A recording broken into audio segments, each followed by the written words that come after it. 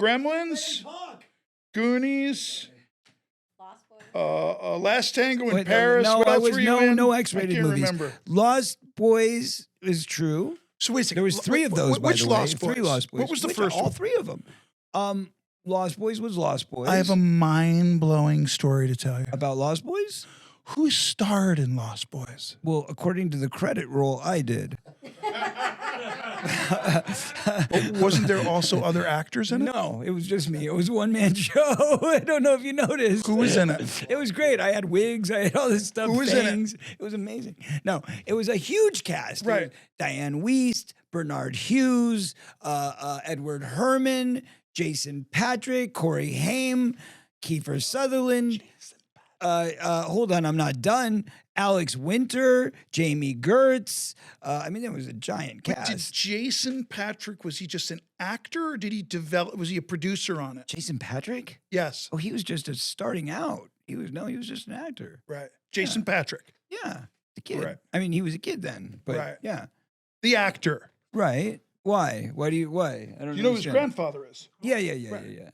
But, Well, that doesn't suck. eh, Okay, I but mean, hold listen, on. we can't rest on our laurels. You know that. You got to be good for being good. Oh my God. You got to be good for being. Nepotism gets you nowhere. Oh wait, I'm talking to Stephen Baldwin. What am I talking about? I'm sorry. No. But seriously though, you've got to be good for being good. You know that. If you sucked, you wouldn't have gotten 100 movies. Doesn't matter what your last name is. Pretty well, kinda. No, it's true. But It's true. I did a It picture doesn't with matter. Jason It doesn't Patric. matter. Yeah. I'm not saying Jason Patrick sucks as an actor. He First doesn't. movie I ever did was called The Beast, Okay. about the Soviet invasion of Afghanistan. Well, look at Corey. He doesn't care. No, I'm My interested. guy What do you over here is mean? going, look at Corey, look at Corey. I'm curious. So I do this movie called The Beast Yeah. about the Soviet invasion of Afghanistan. Okay. The film was produced and developed, and the whole thing was created by Jason Patric. Oh, really? It was directed by Kevin Reynolds, who did Waterworld. Okay. Right? And Okay. kind of really didn't direct too much after that. He Anyway, directed Waterworld? Because I thought Costner directed Waterworld. no, Costner was in it. No, I thought he directed Kevin it too. Reynolds directed it. No, Costner did not direct it. So I go to Israel to do this movie that Jason Patric is one of the stars of, Mhm. with George Zunza and a wonderful cast. And I come to find out, this is a just weird rabbit hole, but it's an interesting one. I come to find out that Jason Patric developed the screenplay from a play, a staged play called Nanawate. And if it was about the Soviet invasion of Afghanistan, that in Afghani language, Nanawate means, run away from. So the movie was about a Russian tank that gets lost during the war, and these Mujahideen guys, go after them, and they're trapped and they can't escape. That's the movie. But it's based on a freaking play of the same thing, where you have these Russian soldiers on stage, like fighting a battle against guys, like shooting them with like slingshots and shit. It's like Crazy. So I always was kind of fascinated about Jason Patric and his career, because I'll bet you he had something to do maybe with the development of the film. No. No? No. Not at all. Okay. No. Jason Patric. No, I was involved with it before he was.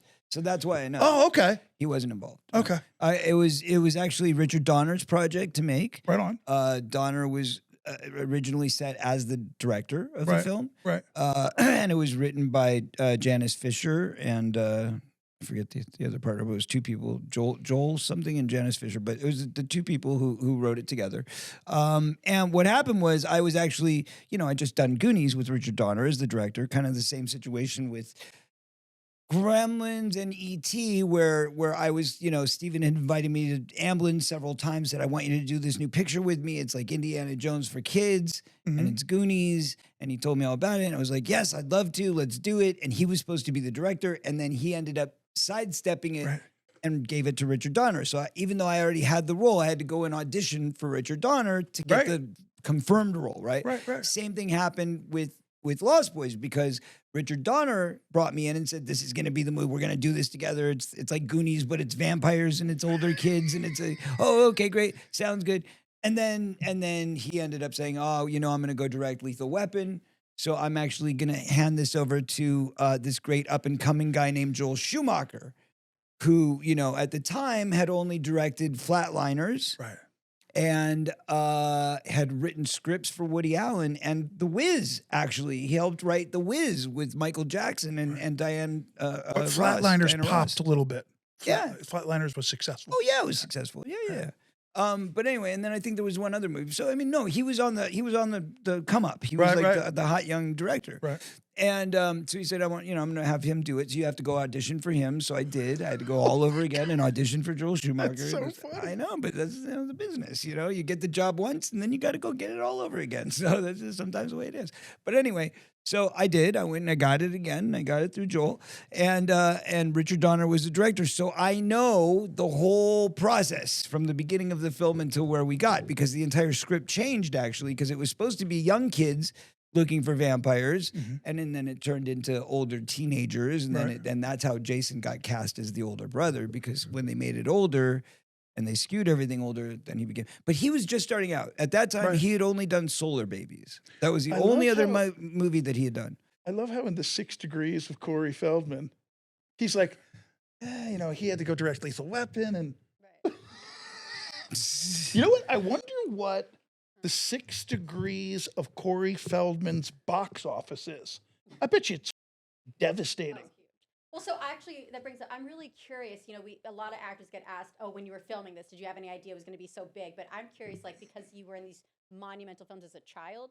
As a child, did you have any sense of like, you think this will do well or not, or were you just having? Oh, fun? absolutely. No, I knew Gremlins was going to be the hugest thing ever. I knew Goonies was going to be the hugest thing ever. I knew Friday the 13th would be the biggest one in the series. I have an innate gift that I've always had, which is that when I get a script, I don't know if you do this or not, but when I get a script and I read the script, I visualize the whole movie as if it's real. Like, so when I'm reading each page, I'm seeing the scenes. I'm Right. seeing the actors who are going to play the other characters. I'm seeing my character come to life. I see it all as a movie, right? Do you do that? I see I visualized the film. Yes. Right. And you can see kind of who the other actors would be in your Absolutely. mind. I can do right? that. Right. Yeah. I can mirror that. yeah. Exactly. So that's what I do. So a lot of times, and I'd get it right. I'd be like, oh, I can see this actor playing this part. And then all of a sudden it would be that actor Oh, playing wow, that that's part. And I'd weird, be yeah. like, well, that's cool. You know, but stuff I can't like do that. that. And I could visualize like certain sets or certain set decoration or things like, you know, I could just get it right. And then there'd be times where I'd be very off and get it wrong. But I do have a gift in that. So because of that, I would be able to get a sense and go, this is going to be a huge movie. I know this is going to be number one. I know it's going to be. So yes, I felt that way all the way up until Dream a Little Dream. Dream a Little Dream was the first time I thought, it's a great movie, but it's a little bit too artistic to be number one. You know, Okay. it's an art house Or for film. that kind of box office success, right? Yeah, it's not designed for that. It's not a Right. big summer movie. It's not a big explosive CGI. It's not an event movie. Yeah. It's a real movie about characters and about people and a love story and, you know, and this great cast of amazing actors again. Jason Robards and Harry Dean Stanton and Piper Laurie and Corey Haim and gosh, I forget all of the people in it, but Billy McNamara, thank you very much. William McNamara, he goes by, right? And Matt, the kid. Oh man. Anyway, there was a lot of famous people in that movie too. Mickey Thomas from Starship did the title track, "Dream a Little Dream," and we actually did a remake of that for the 30th anniversary, which was After exciting. that, After that, what? when with the film you just named now? Dream a which Little was- Dream, Right. Was Yes. when? 1987, 88. But that was after License to Drive, which License to Drive was Oh. also a huge box office success. So we did Lost Boys. Then after Lost Boys, so we had Goonies, Stand By Me, Lost Boys, Did you ever see License to Drive? I have seen it. License to Drive. The Burbs. It's a fucking awesome movie. Yeah. Yeah, it's fun. I'd date you if you weren't dating anyone just because of License to Drive. I'm just Well, saying thanks, that. Stephen. I appreciate That was a that. great film. Thank you for that offer. You saw my I mean, you do reaction. have beautiful eyes. I will Thank you, tell you. dear. Yeah. Your girlfriend's a very lucky woman. I mean, your wife. Yeah. Okay. My significant smoking other. femme Portuguese. Yes. Sorry, I'm gonna stop. This twisted tale, laughing through the bridge we set sail. Guilty pleasures misunderstood. It's so bad it's good.